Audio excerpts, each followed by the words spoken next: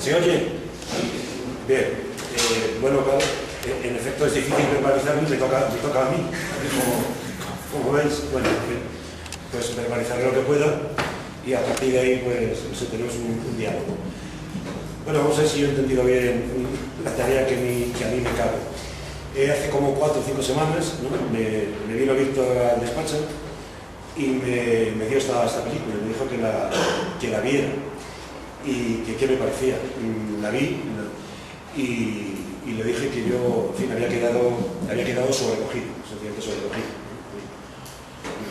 por la película, que me quedó impresionante, que me pareció muy, muy interesante.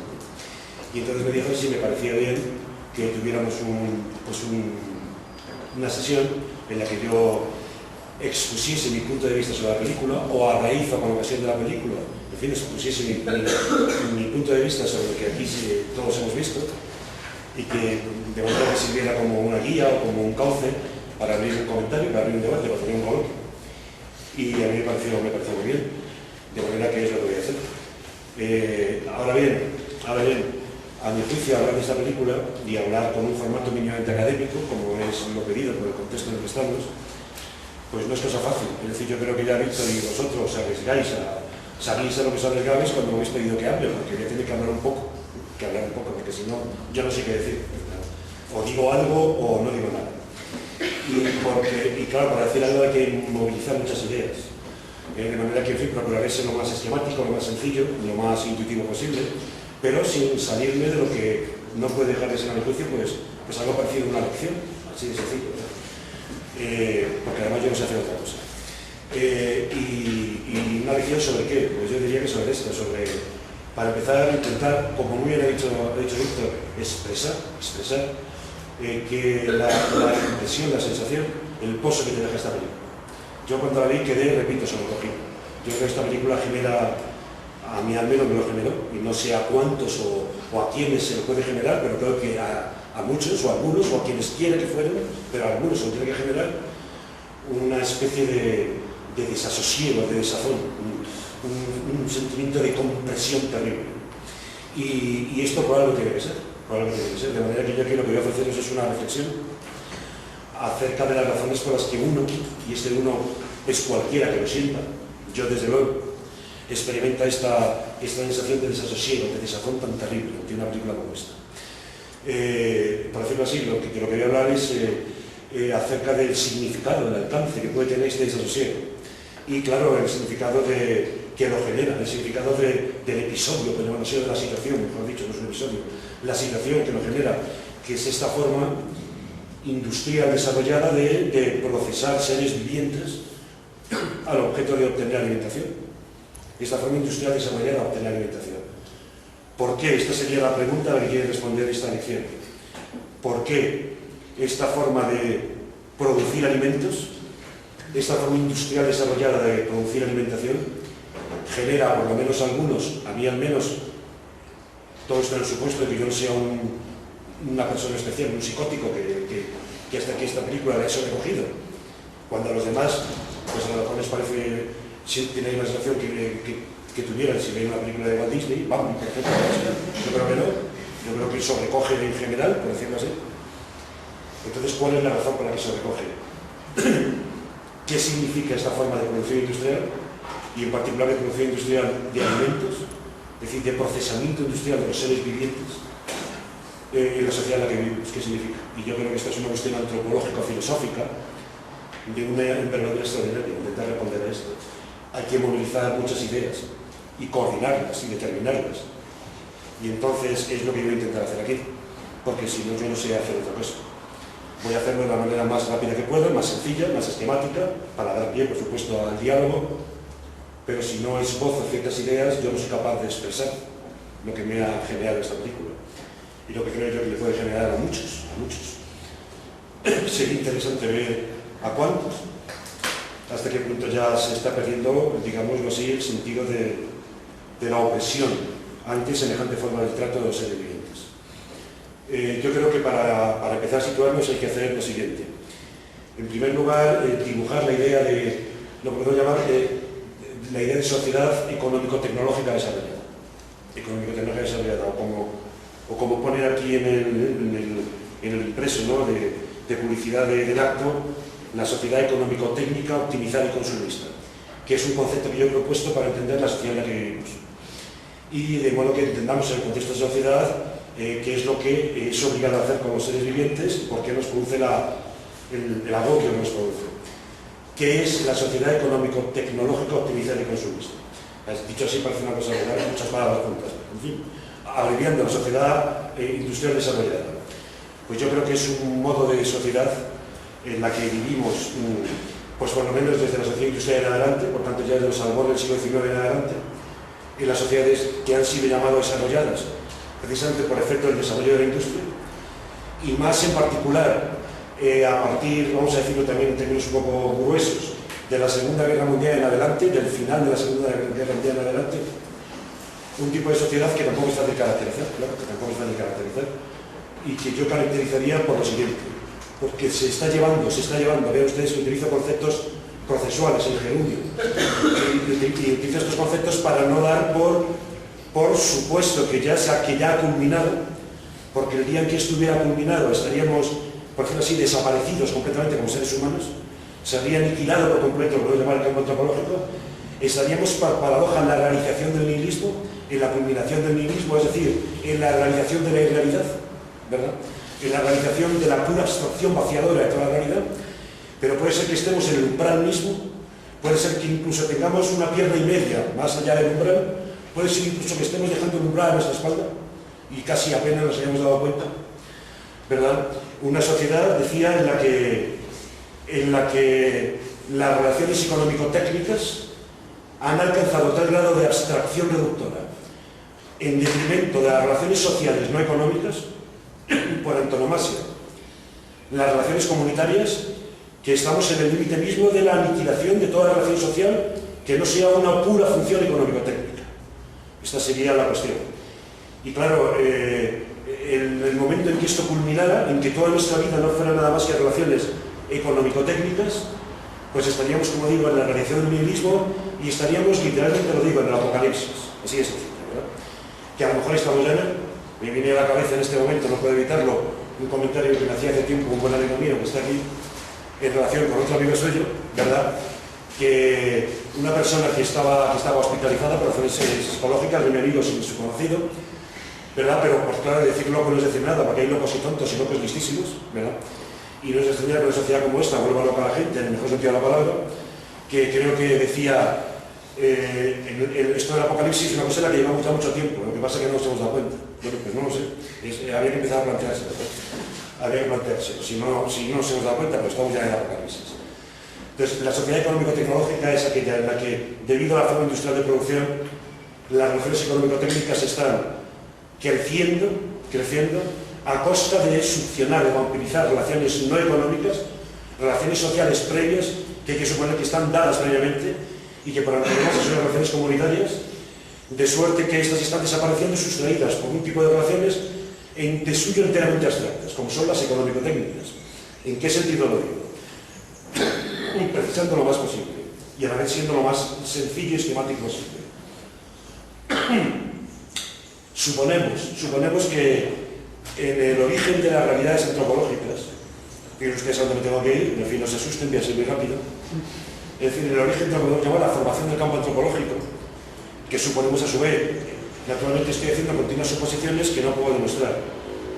Entre paréntesis, a algunos de ustedes que ya han visto mis clases, esto les sonará, a otros no, pero yo tengo que hacer una exposición pues, en general para todos, y por tanto contando con que muchos pues, no lo han oído. Pero eso en todo caso que sepan que aquí no podré demostrar cosas que sin embargo, con otro recorrido y con otra locura podría demostrar, o por lo menos creo que estoy en de demostrar, pero suponemos que lo que nos llama el campo antropológico, que cristaliza además, suponemos también a la altura de las sociedades neolíticas, que cristaliza precisamente allí donde, por decirlo así, las operaciones de producción humana se organizan todas ellas en función del mantenimiento, de la persecución y la reiteración de las relaciones sociales comunitarias.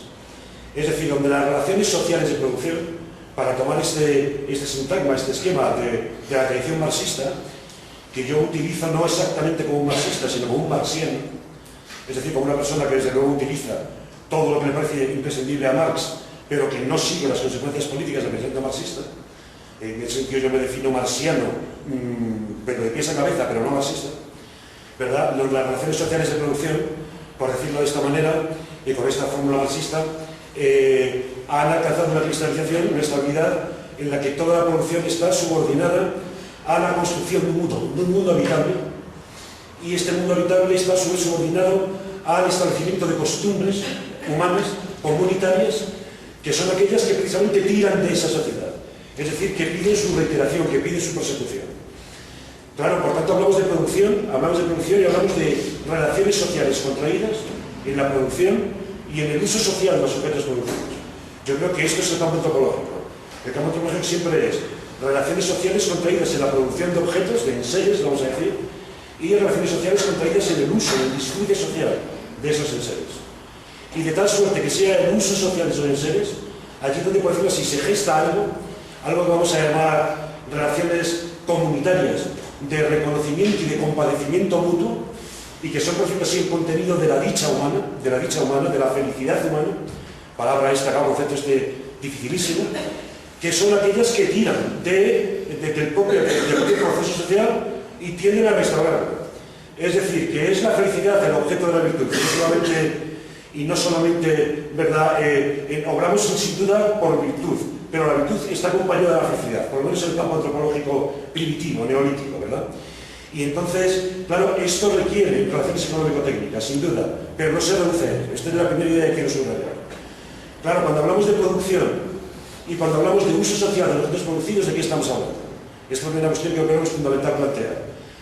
Porque, sin duda, la producción y las relaciones sociales contraídas en la producción y en el uso social de los objetos producidos son relaciones que incluyen necesariamente un momento tecnoeconómico. Necesariamente. Sin este momento tecnoeconómico no sería posible la organización de la vida social antropológica. Pero en principio suponemos que no se reduce a ello, sino todo lo contrario, que las operaciones y relaciones económicas se ordenan y contienen, o sea, se subordinan a la prosecución y reiteración de relaciones sociales no económicas, esto es comunitarias, y a la dicha social que ellas llevan, a la dicha personal que lleva esa relación comunitaria. Una dicha que tiene lugar en el contexto mismo del trabajo y por supuesto en el contexto del uso social de los objetos del trabajo.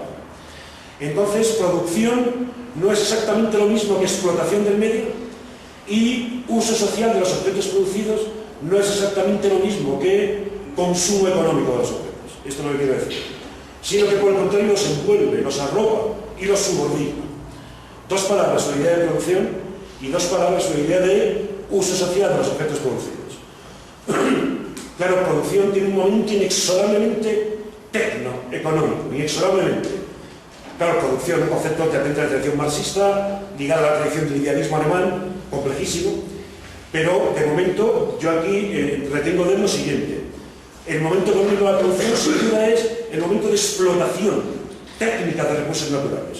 Es el momento de transformación del medio entorno, transformación de los recursos envolventes, naturales, que envuelven al cuerpo humano, que por lo demás es enteramente natural, absolutamente natural, un cuerpo que está enteramente inmerso, envuelto, sumergido en la vida natural, y por tanto que produce, es decir, que altera, transformando el medio entorno, y esta alteración transformadora del medio es el momento técnico de la producción. Y esto es inexorable, es más, somos hombres por esto, aunque no solo por esto.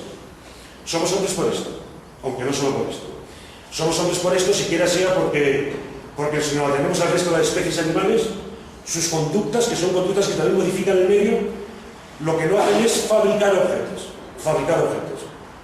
Es interesantísimo. Uno de los criterios que nosotros tomamos, y que ya aquí no lo podemos desarrollar, para distinguir el campo antropológico de su fondo zoológico del que proviene genéticamente, es la presencia de la arqueología prehistórica.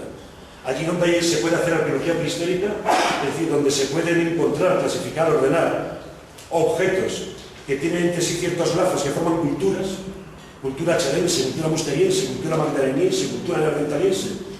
Allí está funcionando el campo antropológico. Y donde todavía no se puede hacer sino solamente paleontología, pero no una arqueología, hay animales, pero no hay hombres. Lo que sin duda la producción es un factor decisivo en la formación del campo antropológico, en en la antropogénesis, en la formación de las realidades humanas.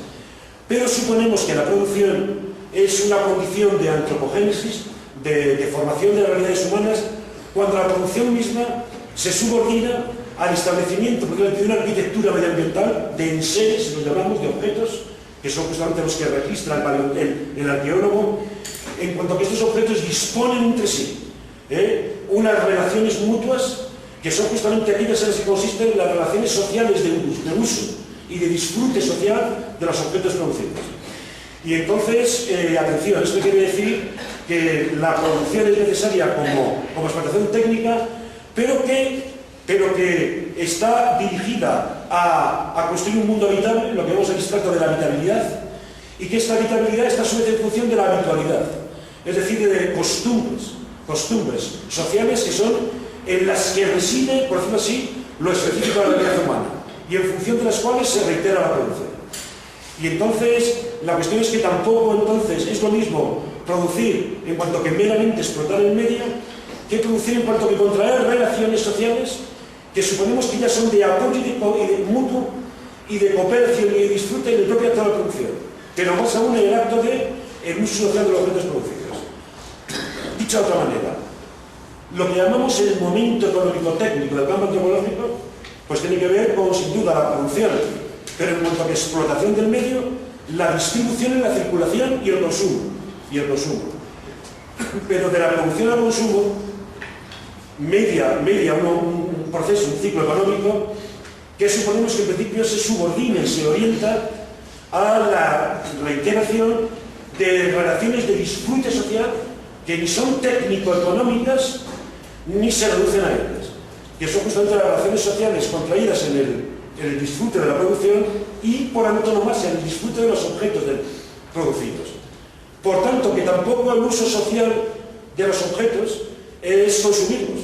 Consumirlos es el mero momento económico en el que desaparecen y por tanto tienen que ser repuestos. Pero mientras desaparecen se está disfrutando de ellos o no. Esta es la cuestión, ¿verdad? Y entonces yo creo que en principio el campo antropológico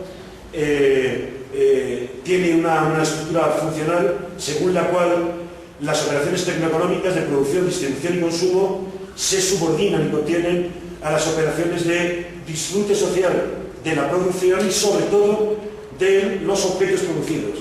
Esto es muy importante, porque esto quiere decir que las costumbres humanas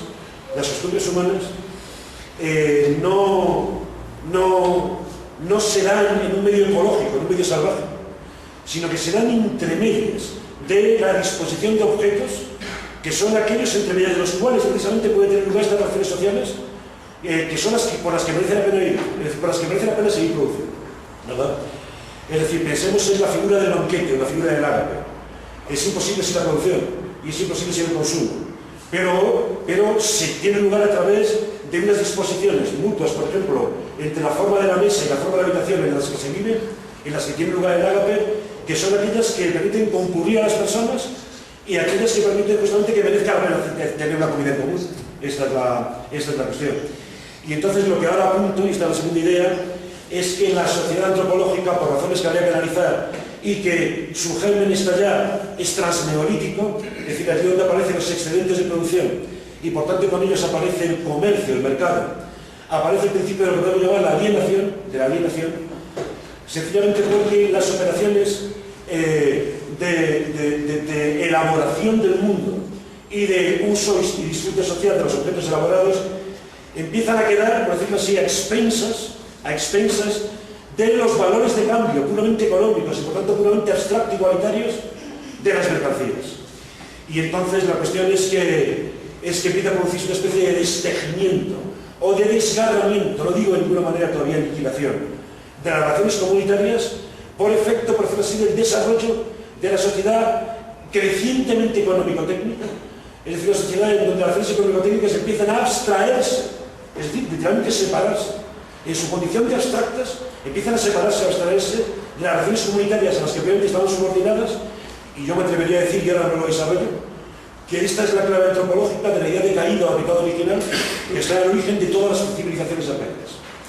Sencillamente la experiencia de las relaciones comunitarias empiezan a destejerse como consecuencia del desarrollo del mercado, del comercio.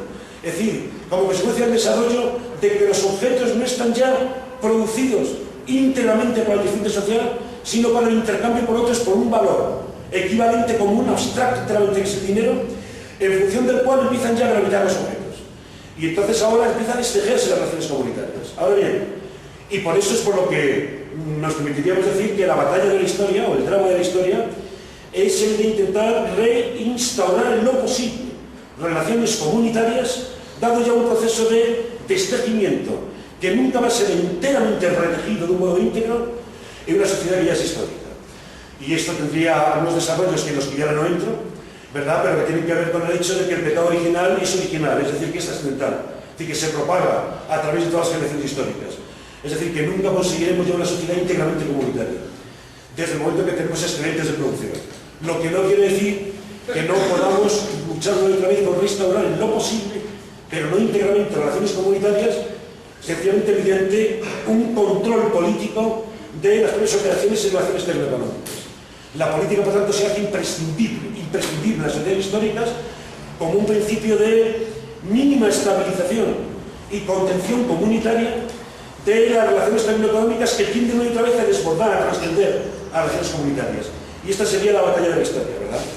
Batalla de la historia, y no quiero entrar en ello, que algunos han creído que puede ser resuelta íntegramente la sociedad comunista, la sociedad socialista, en cuanto a que sociedad que, y esta es a mi juicio la gran trampa de la sociedad socialista, razón por la cual yo soy marxiano pero no marxista, en cuanto a que sociedad económicamente perfecta. Pero para pensar en una sociedad económicamente perfecta hay que pensar en una sociedad en términos meramente económicos. Y entonces el socialismo es una sociedad que sería, sí, económicamente perfecta en cuanto a meramente económica. Es decir, que cree que ha solucionado el problema de las relaciones comunitarias mediante la absoluta igualación económica en la producción y el consumo. Y por tanto, esta paradoja es la sociedad más terrorista que existe. Sencillamente porque es la sociedad en la que desaparecerían de llevarse a efecto toda relación comunitaria posible. Y por eso la orientación debe ser otra, de ser comunitaria y no comunista, ¿verdad? Pero en todo caso, lo que yo ahora quería decirles es que este proceso de desbordamiento incesante de las relaciones comunitarias en términos de relaciones económico-técnicas experimenta un cambio cualitativo a partir de la sociedad industrial. Y es el contexto en el que tiene sentido esta película, claro, de la sociedad industrial. Es decir, a partir de la forma industrial de producción. Es decir, a partir de la forma de la aplicación de los conocimientos de las ciencias estrictas, de la física, de la química, de la biología, etc., a través de sus tecnologías asociadas al espacio social.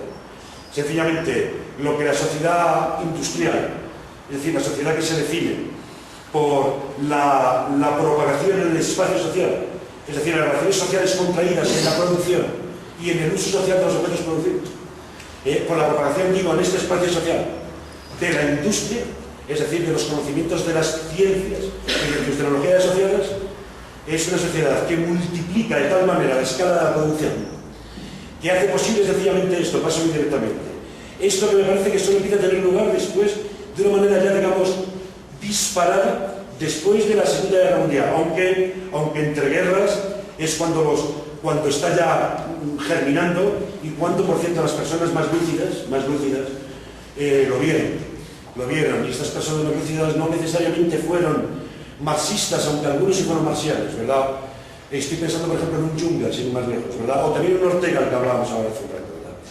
Y en otros muchos. Acabaré esta intervención con una cita de Juncker, ¿verdad? Es decir, el proceso por el cual sencillamente se hace posible esto, que la inversión de recursos económicos, monetarios, en la producción, precisamente con esa inversión que se aplica a la tecnología, desprendida de las ciencias mismas ya, es decir, cuando se produce tecnológicamente, porque se vive tecnológicamente de las rentas de las ciencias, pero ya sin invertir en investigación científica básica, porque lo que importa meramente es optimizar la relación entre producción tecnológica y rendimiento, y mientras que ven ustedes que la inversión en ciencias básicas supondría unos recursos, movilizar unos recursos económicos, en los que no están interesados naturalmente los agentes económicos privados, debería ser sin duda el Estado, aunque no un Estado comunista o socialista, sino un Estado capaz de movilizar recursos económicos para investigar en ciencias básicas, como para tener una garantía de control de los efectos sociales y ecológicos de la investigación tecnológica, pero esto es lo que empieza a dejar de tener lugar,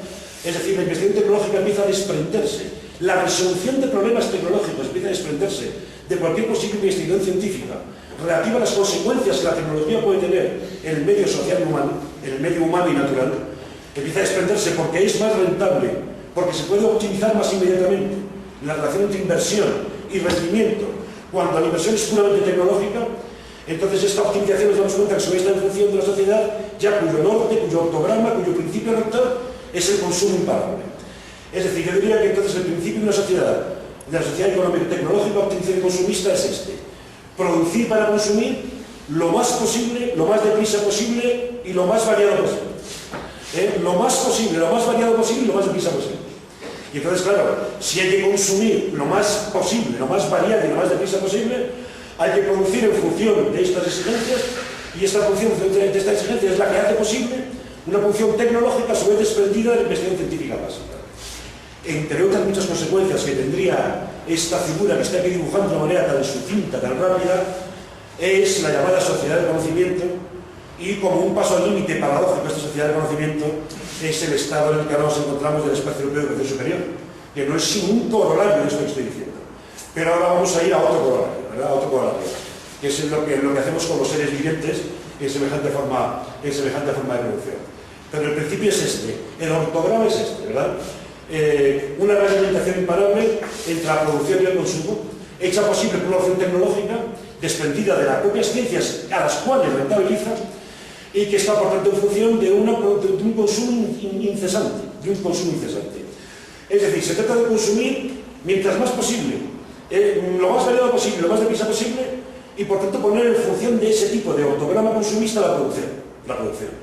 Y entonces, claro, este es el contexto en el que se ustedes cuenta cuando el consumo, que era el momento meramente económico, del uso social de los objetos producidos, ¿verdad?, está ya, por decirlo así, no ya destejiendo o desgarrando, sino punto menos que definitivamente aniquilando, y es este punto menos, por decirlo así, el punto que no quiero siquiera sea con mi discurso sobrepasar, pero cuando estamos punto menos que aniquilando todas las relaciones sociales comunitarias establecidas como disfrute o uso social de los objetos elaborados por el hombre, porque estamos limitando o reduciendo abstractamente el disfrute social de los objetos a su mero consumo económico, este creo que es el punto en el que la sociedad económico-tecnológica optimizada y consumista está ya, digamos, llegando a su límite. Y entonces, naturalmente, ahora la producción empieza también a reducirse a mera explotación tecnológica de la naturaleza, por decirlo así, con creciente indiferencia, hasta el punto de estar punto menos que a punto de aniquilar, ¿verdad? Las relaciones sociales no tecnoeconómicas contraídas en la producción, por ejemplo, relaciones de cooperación humana en el trabajo, y también están a punto de desaparecer las relaciones de disfrute social en los objetos que se han fabricado, en el uso social. Dicho de otro modo, el trabajo está reduciéndose y homogenizándose abstractamente en términos de mera producción tecnológica, y el disfrute social de los objetos elaborados por el trabajo está reduciéndose punto menos que a mero consumo económico. Esto es lo que estoy queriendo decir. Y entonces, claro, este es el punto en el que yo creo que estamos en las sociedades desarrolladas, sencillamente, en las sociedades desarrolladas. Y entonces, claro, está desapareciendo lo que empieza a llamar la fricción de vivir, así de sencillo, la fricción de vivir, el sentido de la vida. Porque no solo, por supuesto, en el uso social de los objetos está la gracia de la vida, aquello por lo que merece la pena vivir, suponiendo que la pena está en el esfuerzo que supone el trabajo, sino también en el trabajo mismo está la gracia de la vida, en el trabajo mismo, Si suponemos que el trabajo es elaboración de un medio habitable, edificación de un mundo entorno enteramente natural, pero elaborado por el hombre, ¿verdad?, que dispone el cauce dentro del cual son posibles las relaciones comunitarias de disfrute y de uso de ese mundo. Me viene a la cabeza, muy rápidamente, Charles Péguy, ensayista francés de finales del siglo XIX y principios del XX, inicialmente un socialista de extrema izquierda, que poco a poco fue haciéndose cada vez más metapolíticamente católico. No es el único al que le ha pasado, ¿verdad? Decía en uno de sus textos que ya el proletariado moderno, precisamente contra el proletariado industrial, empieza a perder de vista lo que era el disfrute del trabajo, es decir, de la labor en el trabajo. Pero claro, el ejemplo, Charles Peguy era hijo de trabajadores manuales, y el ejemplo que ponía era, y él había sido un trabajador manual, y el ejemplo que ponía era la fabricación de una cesta. Claro, la fabricación de una cesta. Claro, efectivamente, está hablando de lo que se llamaban menestrales, lo que todavía no es el proletariado industrial, sino los menestrales, ¿verdad? Es decir, los artesanos, que todavía eran capaces, decía Charles Peguy, que un obrero gozaba en el acto mismo de trabajar con entera independencia, decía, de la ganancia económica, tanto suya como de su patrón, ¿verdad? Con tal de que todavía lo que estuviera haciendo fuera un mundo habitable. Esta es la cuestión. Un mundo en el que daba sentido a las relaciones sociales que se iban a contraer justamente en el disfrute de esos objetos. Esta es la cuestión. Pero esto es efectivamente lo que va quedando laminado. Y entonces la cuestión es que este es el contexto en el que me parece que tiene sentido la película que acabamos de ver. Porque en efecto, y este es el segundo punto, son tres los puntos que voy a ni siquiera formalmente a tratar, sino como quien dice a mostrar, a contar, ¿verdad?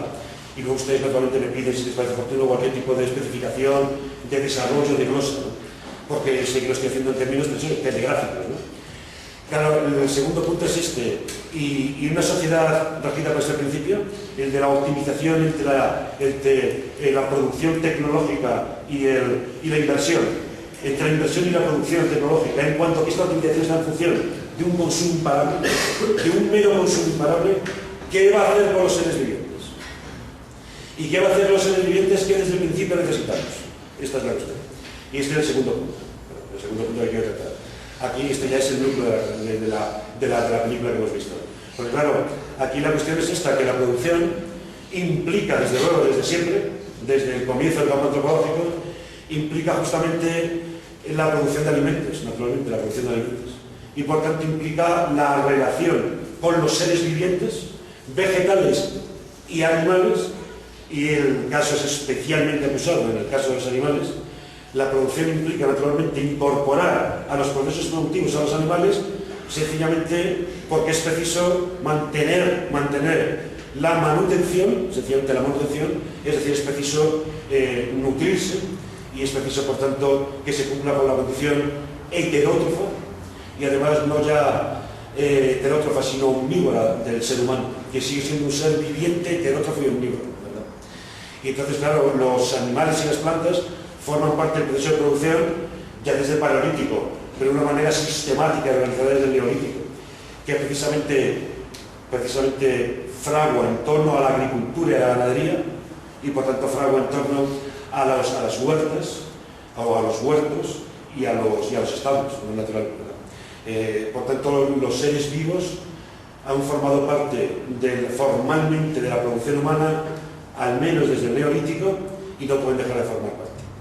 Y claro, aquí se produce lo que me voy a permitir llamar, no sé si quizá extremando un poco las tintas, lo que voy a llamar el círculo dramático, ¿verdad? de la nutrición ecológica, del círculo dramático de la nutrición ecológica. Un círculo dramático que yo creo que solo tiene sentido antropológico. Y estamos entrando ya, cuando hable de esto, en el corazón del asunto, tal y como yo filosóficamente lo puedo formular.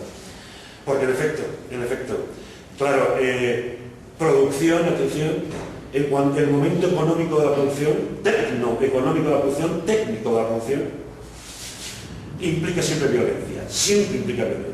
Es decir, aquí lo que no creo yo, uno no puede es adoptar un punto de vista beato, ¿verdad? Por ejemplo, el rechazo de la idea de dominio de la Escuela de Frankfurt, según se entienda, el concepto de dominio, porque la producción siempre es violenta, ¿verdad? Siempre. Y si no hay producción, sencillamente. Y si no hay producción, se viene abajo el campo antropológico, ¿verdad? Se viene abajo, por decirlo así, por el momento de la producción. El campo antropológico está viniendo abajo no exactamente por el momento de la producción, sino justamente por el momento del consumo. Es decir, por el momento en que se aniquila las relaciones sociales y comunitarias en el disfrute de los objetos, ¿verdad? Pero sencillamente sin producción no hay vida humana, así de sencillo. Y la producción implica violencia sencillamente por esto, porque producción desde el punto de vista técnico es, como he dicho, transformación productiva, es alteración transformadora que multiplica los objetos mismos que elabora. Y por tanto no hay elaboración de un objeto a partir de los materiales, ¿verdad? Que ofrece la naturaleza, que no se ponga literalmente violentar esos materiales. Es decir, si producir es rehacer a partir de materias primas, ese rehacer implica siempre previamente deshacer. Implica deshacer, ¿verdad? Es decir, la más elemental hacha con la que cortamos, ¿verdad?, el árbol para fabricar la balsa, fabricar la cabaña, implica naturalmente sacar, cortar, deshacer el árbol. Y el mango mismo del hacha está hecho con una madera que a su vez ha tenido que ser obtenida deshaciendo el árbol. Por tanto, no hay elaboración, es decir, no hay proceso de rehacer la naturaleza si no es deshaciéndola. Y por tanto, es sencillamente beato y a mi juicio necio pensar que se puede eliminar la violencia de la producción. La producción siempre implica violencia, ¿verdad? Ahora bien, ¿qué tipo de violencia? ¿Qué tipo de violencia? Y segundo, ¿y qué violencia con los animales? Si además, precisamente la producción implica siempre, dado esta condición en que el otro fue omnívora, la violencia con los animales. Aquí estamos empezando a aproximarnos al núcleo del asunto. ¿Qué tipo de violencia? ¿Alguien diría acaso la violencia mínima? ¿Y cuál es el patrón de esa violencia mínima? Yo creo que no.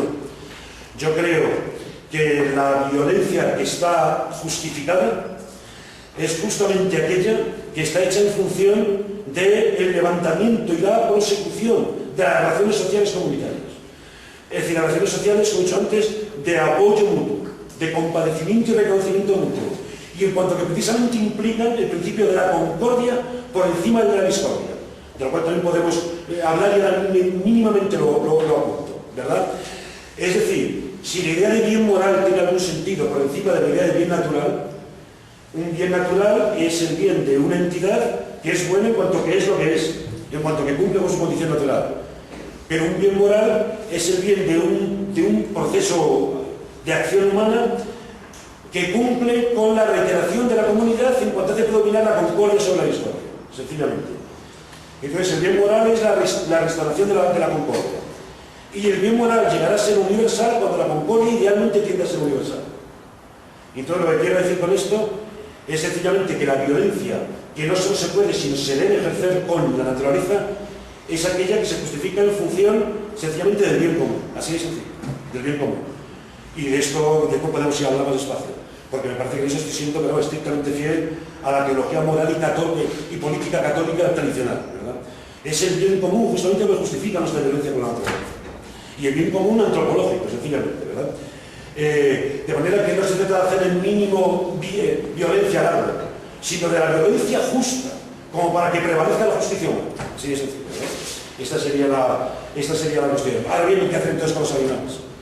Y aquí es donde aparece, porque claro, en cuanto a los animales, los seres vivos en general, pero los animales en particular, es decir, ese tipo de seres vivos que puede ser también de manera muy rápida, pero en el fondo muy esencial, son seres vivos que conocen y padecen, es decir, son criaturas sensoriomotoras, para decirlo en un concepto aristotélico, los seres vivos cognoscentes y sentientes, que son los seres animales.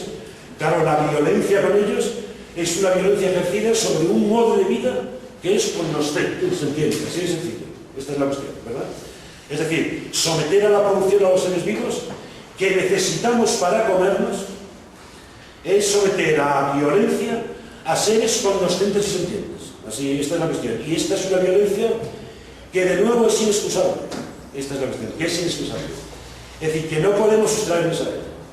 El problema antropológico es pensar sus parámetros morales, sencillamente. Esta es la cuestión. Sus parámetros antropológicos, mejor dicho, y en algún sentido no la diré morales. Porque claro, la violencia hay que ejercerla sobre el ser vivo. Sencillamente por esto, miren ustedes. Porque comemos y necesitamos comer. Es decir, porque nuestra condición, a su vez viviente, cognoscente y sentiente, la es de un animal o de un ser viviente que come. Y entonces ven ustedes lo que llamo el ciclo dramático ecológico de la violencia, o el ciclo dramático de la violencia, como un ciclo cuyo drama es ecológico, pero que solo tiene sentido desde el campo antropológico. Me refiero a lo siguiente: sencillamente a los seres que conocen y padecen, los animales, porque conocen y padecen, salvo que estemos en la posición cartesiana, que por cierto es una posición típica de la modernidad, es decir, que ya está compasada con esto que luego él llega hasta el punto que hemos visto en la película, ¿vale? Es decir, porque se podría decir en muy buena medida que esta película pues, lo que está es cartesianizando a los seres vivientes, por tanto, no es ninguna tontería que ya un filósofo moderno pensaba el cuerpo del ser viviente como un autómata, efectivamente, ¿verdad? Y entonces, claro, para que vean usted lo que es la modernidad, efectivamente, claro, y el progreso de la santa razón, claro, que usted en esta película es la hiperracionalización, efectivamente. Es la ilustración, pero llevada al límite, ¿verdad?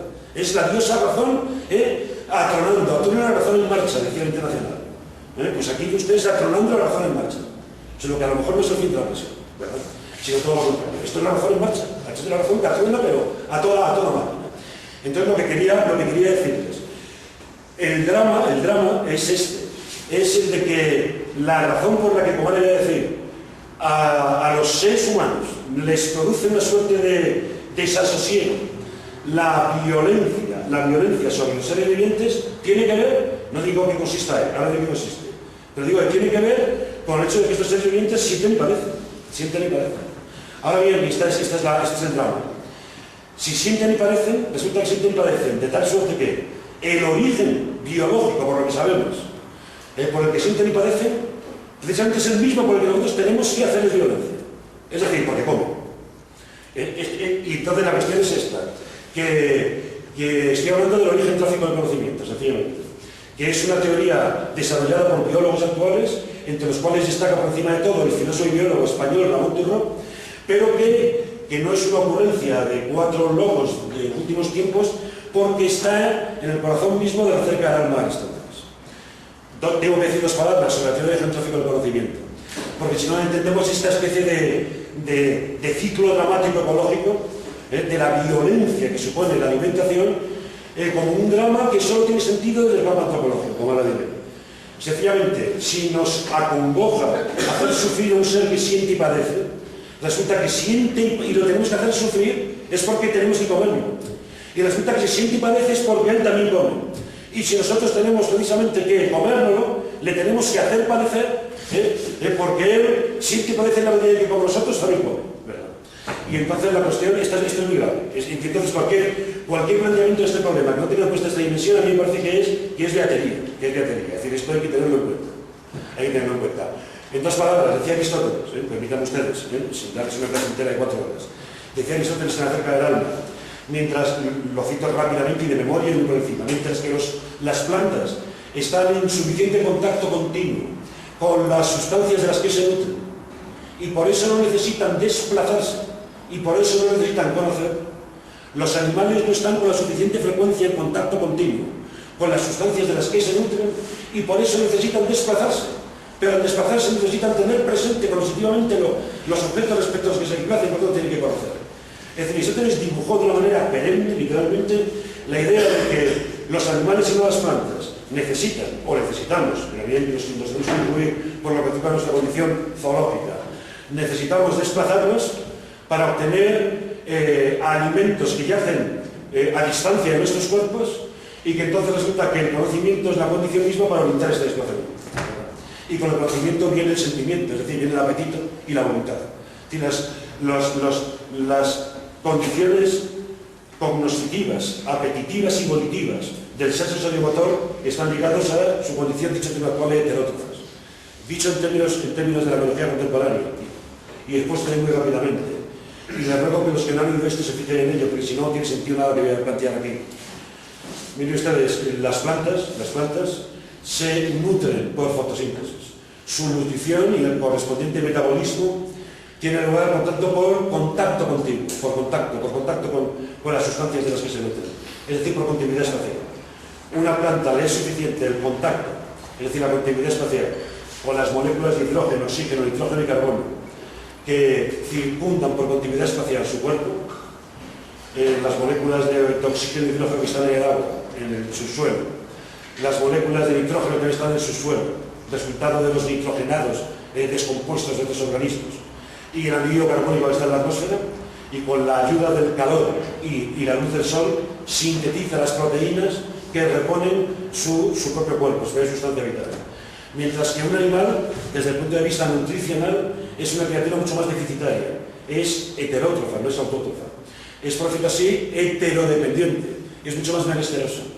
Pero la ganancia, si es que podemos considerar una ganancia, y yo creo que sí, ¿verdad?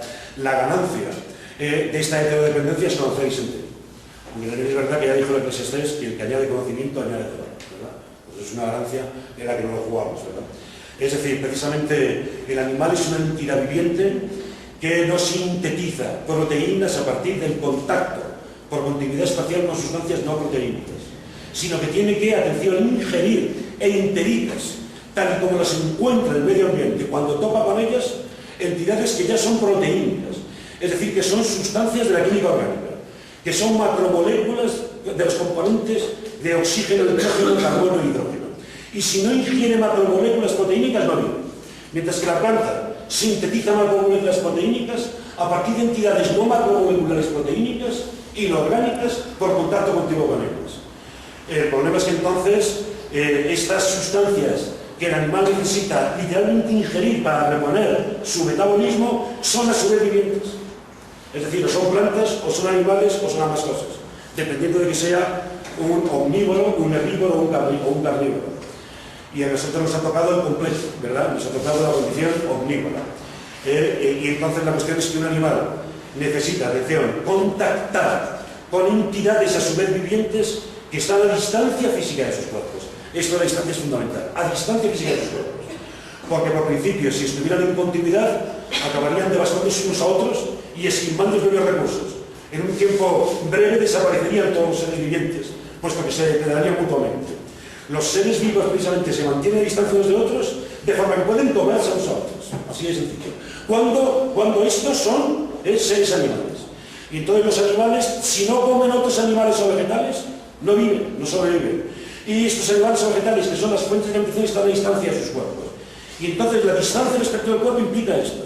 Implica el movimiento de desplazamiento local, es decir, actividad motora. Esa cosa podría parecer tan trivial, que siempre lo entendió perfectamente, que era la clave del ser, la sensoriomotora. Es decir, si no hay actividad de desplazamiento local en el medio, el animal no contacta con las fuentes alimenticias que están a distancia de su cuerpo, remota a su cuerpo. Pero si tiene que haber desplazamiento local, entonces tiene que haber conocimiento, o por lo menos a cualquier cierta complejidad ecológica. Y el conocimiento nos damos cuenta que no es ni más ni menos que la presencia de lo distante en cuanto que está distante. Es decir, el conocimiento es presencia de lo distante al cuerpo en movimiento en cuanto que está distante. Por tanto, el conocimiento es copresencia de distancia, ni más ni menos. Y esto es el secreto de esa maravilla que los fenólogos llaman la presencia, que siempre va ligada a la distancia, pero va ligada humildemente, va ligada ya en un gusano y después en nosotros, ¿verdad? Porque, ¿qué es que haya seres vivientes, sensoriomotores? Pues es que unas partes del mundo, unos cuerpos físicos están presentes, otros cuerpos físicos. Están presentes, es decir, están copresentes a distancia. Y entonces nos damos cuenta que un ser vivo es una estructura que requiere de la continuidad espacial, pero que no se reduce a la continuidad espacial. Esto es muy importante. Requiere de la continuidad espacial, porque sin continuidad espacial no funciona el soporte, dicho aristotélicamente material, de su forma funcional. Es decir, dicho históricamente, de su causa formal y final, que es su alma. Pero su alma justamente tiene lugar en el contexto formalmente de la relación de la presencia y distancia. Muy rápidamente, para que haya percepción visual de aquella puerta, desde luego tiene que haber ondas electromagnéticas que por continuidad espacial rellenen el espacio que media entre la puerta y el ojo y contacto con el ojo. Y luego actividad neurosináptica, ¿verdad?, desde el ojo hasta el córtex y desde el córtex, etcétera, hasta el ojo, ¿verdad? La coordinación sensoriomotora. Pero en ninguno de estos lugares donde hay continuidad espacial está la visión. La visión es la presencia a distancia de la puerta en cuanto que distante está el cuerpo, por ejemplo. La visión es la copresencia entre una y otra de la puerta. O la copresencia entre la puerta y el cuerpo que se acerca a ella. Y por tanto lo que quiero decir es que el misterio del conocimiento, que sin duda es algo, por decirlo así, fascinante, de alguna manera se entiende cuando nos damos cuenta que es preciso que haya presencia a distancia, no distante, como para que los recorridos de apoderamiento respecto a lo distante puedan estar orientados y puedan, por decirlo así, ser exitosos, ¿verdad? Entonces el conocimiento es esto, es que unas partes corpóreas del mundo estén presentes a otras partes del mundo, pero para que estén presentes tienen que estar distantes, porque el conocimiento es la presencia a distancia de lo distante. Pero aquí está el secreto de esa forma específica de vida que es la forma sensoriomotora. Aquí está el secreto de aquello por lo cual, como ahora diré, el animal nos sobrecoge. Porque el animal conoce, el animal siente y el animal padece. Es decir, el animal es una entidad viviente que se relaciona con objetos distantes y por tanto objetos que tienen presentes, y que la medida que los tiene presentes los conoce, y la medida que los conoce los teme y o los desea, es decir, los padece, ¿verdad? Y en esa medida los quiere, es decir, los busca o los evita. Por tanto, ven ustedes las tres facultades del alma, ¿qué le va a decir?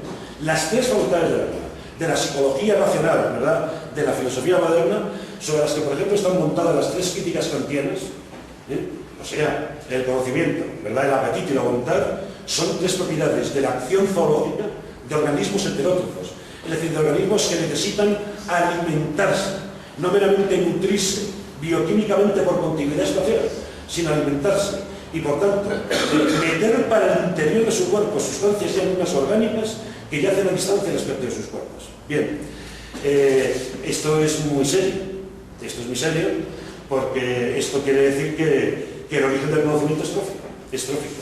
Es decir, que si no tuviéramos los seres vivientes necesidad de nutrirnos, y además de nutrirnos de otros seres a su vez vivientes que yacen a distancia de nuestros cuerpos, el conocimiento sería una cosa sobrante completamente en el mundo. Pero cuando hay conocimiento hay una forma especial de vida, ni más ni menos una vida que es la del alma sensorio-motora. A ver cómo la cifro respecto a lo que ahora quiero decir. Ni más ni menos. Se trata de que, por ejemplo, así, la acción del animal, su conducta, literalmente, su movimiento muscular de desplazamiento motor, converge siempre en torno a objetos o términos o contenidos de objetos distantes respecto de su cuerpo. Y, por tanto, respecto de copresencia respecto de su cuerpo. Y, disculpen, esta es la razón por la que podemos entender la formación evolutiva de las formas sorprendentes de los seres vivos. Porque la morfología de un ser vivo se ha ido conformando en función de su acción. Y su acción hay que entenderla como dotada de una especie de unidad funcional de funcionamiento, unidad global de funcionamiento, en función de los objetos distantes. Y entonces, esto es lo que llama la existencia entelequia, ¿verdad? Entelequia, el principio interno de un proceso. Pues precisamente la unidad global de funcionamiento de la acción animal está en función de los objetos lejanos, en función de las copresencias a distancia, y por eso es por lo que también Aristóteles dijo que la morfología de un cuerpo viviente es la de un conjunto de partes, órganos, que colaboran concertadamente en una unidad de funcionamiento. Y entonces, sencillamente, una entidad viviente es una cosa, por decirlo así, ontológicamente específica, yo diría que sorprendentemente específica, de alguna manera es una singularidad ontológica por comparación con las entidades naturales no vivientes, precisamente por esto, porque tiene conducta, es decir, porque tiene actividad motora orientada, cognitiva, apetitiva y volitivamente. Es decir, porque su acción supone la literación de una unidad funcional, de una unidad global de funcionamiento, siempre orientada por objetos distantes, por objetos distales, por contenidos de objetos distantes de su cuerpo, que se copresencian. Y esto es lo que justamente le da a la vida del animal su especificidad. Es decir, cuando decimos que el animal conoce y padece justamente, precisamente en la medida en que se está siempre remitiendo a objetos distantes. Y entonces, atención, la vida ecológica de un ser viviente sensorio-motor es una vida cuya complejidad no es solamente reductible a la continuidad espacial, porque justamente la vida conductual, es decir, la vida cognitiva y repetitiva, que requiere la continuidad espacial. Sin continuidad espacial no es posible presencia a distancia, pero que no se reduce. Esta es la cuestión. Así como es necesaria la continuidad espacial para que haya percepción, pero la percepción no está formalmente reducida a ninguno de los estratos de la continuidad espacial. La puerta que veo ahí, ese término que usan los fenomenólogos, ahí, ¿verdad?, dice relación justamente a la distancia, a la que estoy hablando, ¿verdad? Y entonces es la distancia, aquello que unifica mi visión, y la distancia que unifica mis operaciones respecto de conseguir el objeto. Y ahí está el sentido de la vida, ahí se juega la vida, ¿verdad?